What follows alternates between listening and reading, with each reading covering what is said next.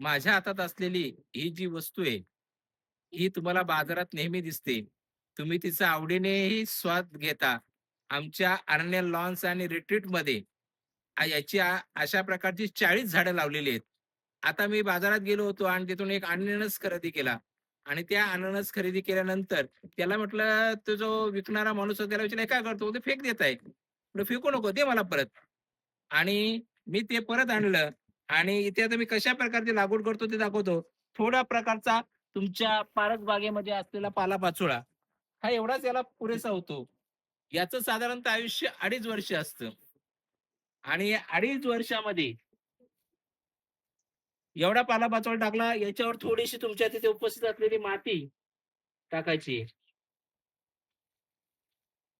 पालापाचोळा का टाकायचा? तर वनस्पती जे खाते, वनस्पतीला जीवाणूंची गरज असते आणि हे जीवाणू या पालापाचोळा जेव्हा कुजणार काही काळानंतर, तर त्यावेळी हा पालापाचोळा त्यातून जे जीवाणू तयार होणार, ते जीवाणू सगळे या झाडाला लागणार आणि आपल्याला असं विशेष मेहनत नाहीये, की हे झाड म्हणजे विशेष मेहनत नाही, विशेष खत नाही, विशेष काहीही नाही.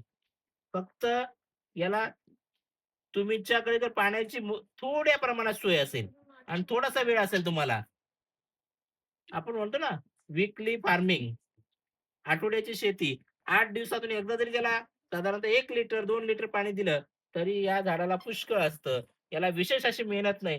साधारणतः 2.5 वर्ष याचं आयुष्य असतं या झाडाचं आणि 2.5 वर्षामध्ये हे झाड 2 वेळा आपल्याला अननस देतं. साधारणतः याला खताची आवश्यकता नसते, याला कुठली फवारणीची आवश्यकता नसते, याला कुठला किडी येत नाही, याला कोणता रोग येत नाही. याला फक्त उन्हाळ्याच्या काळामध्ये फक्त पाणी द्यायचं असतं. बाकी त्याला काही गरज नाही. तेही 8-10 दिवसात तुम्हाला शक्य असेल तर दिलं, तर नाही दिलं तर ते झाड मरत नाही.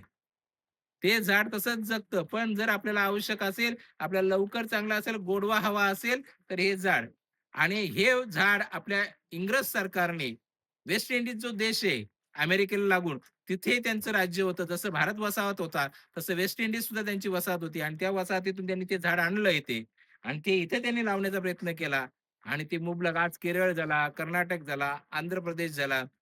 आपल्याकडे कोकणपट्टी झाली. या भागात याची शेती मुबलक प्रमाणात केली जाते.